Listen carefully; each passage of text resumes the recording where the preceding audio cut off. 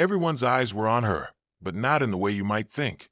Some were smirking, some were whispering to each other, and a few weren't even trying to hide their laughter. "What is that supposed to be?" one boy muttered to his friend, loud enough for her to hear. "Looks like she glued some junk together and called it science," another girl said with a grin. But 15-year-old Amara Johnson didn't flinch. She stood behind her display table at the state science fair, chin high, hands folded calmly in front of her project.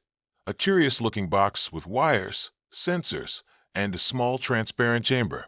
They saw a messy homemade gadget. She saw the future of clean water technology.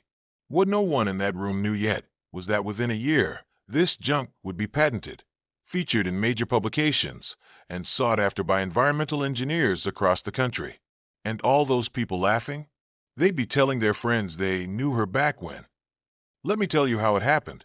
Amara grew up in a small town in North Carolina, where opportunities for young inventors weren't exactly overflowing.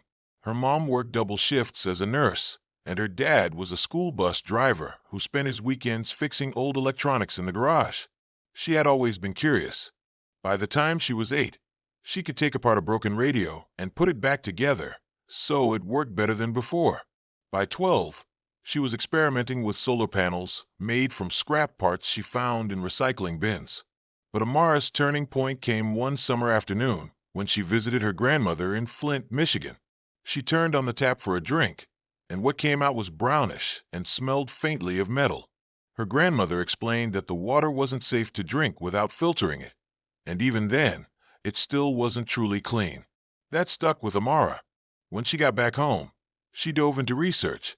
She read about water contamination, heavy metals, bacteria, and filtration systems.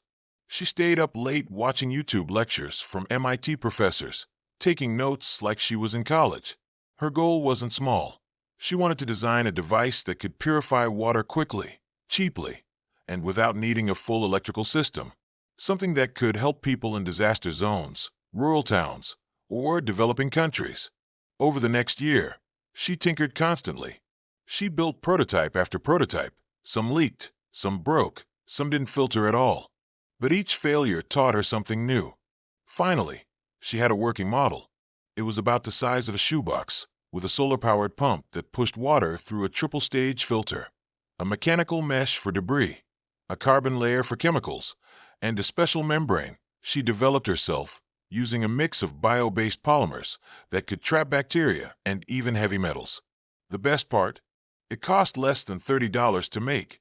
When her science teacher announced the upcoming state science fair, Amara knew this was her chance to test her invention in the real world. She filled out the forms, stayed up nights perfecting her display, and even borrowed her dad's old laptop to show test results and videos of the device in action. The morning of the fair, she walked into the exhibition hall with her project balanced on a cart. The room was full of elaborate, professionally printed posters, expensive 3D printed models, and kids wearing matching t-shirts with their school logos. Amara set up her table in the corner, taping up her poster board by hand. She didn't have a glossy banner or fancy props, just her invention, a jug of dirty water, and a dream. It didn't take long for the comments to start. "Is that a toaster?" A boy from another school snickered. "Looks like something from a junkyard." Another whispered, "Why even bother? The judges won't take her seriously." Someone else said, not even trying to hide it. Amara heard every word, and she smiled anyway, because she had something none of them had, a working, tested, game-changing invention. When the judges made their rounds, they stopped at her table. One of them, an older man in a sharp suit, asked skeptically, "And what exactly does this device do?" Amara took a deep breath and began her presentation. She explained how her filter worked, demonstrated the purification process, and showed the before and after results using chemical test strips.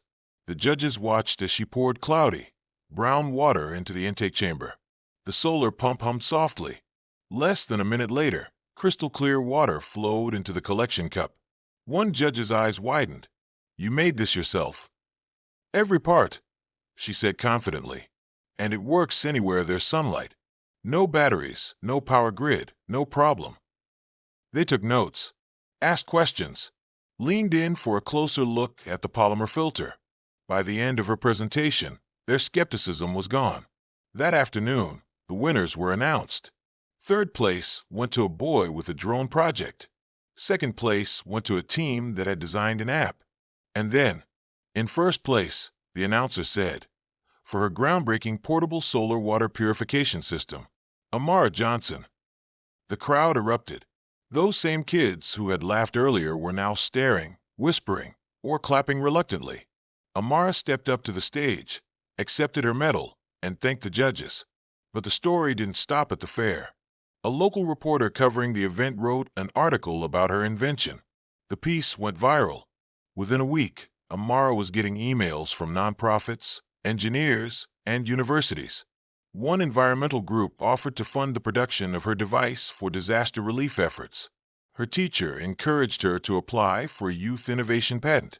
The process was long and complicated, but Amara threw herself into it, writing technical descriptions, drawing detailed schematics, and proving the originality of her polymer membrane.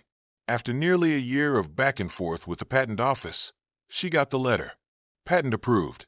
At 16 years old, Amara Johnson was officially the inventor and patent holder of a low-cost, solar-powered water purification device. She was invited to speak at conferences. She toured labs. She even partnered with an NGO to send her devices to villages in Kenya and parts of India. And every time she stood in front of a crowd, she remembered that day at the science fair. The smirks, the laughter, the disbelief. Now, she smiled for a different reason. If Amara could give you one piece of advice, it would be this. Don't let their laughter distract you. They only laugh when they don't understand what you're capable of. Keep building, keep working, and one day, they'll be the ones telling people they knew you before you made it. If this story inspired you, hit that like button. It tells YouTube to share it with more people who might need the reminder. And don't forget to subscribe for more stories of resilience, brilliance, and people who turned doubt into destiny. Drop a comment below. Have you ever been underestimated and proved people wrong? We'd love to hear your story. Because here, we celebrate the ones who don't just dream, they build.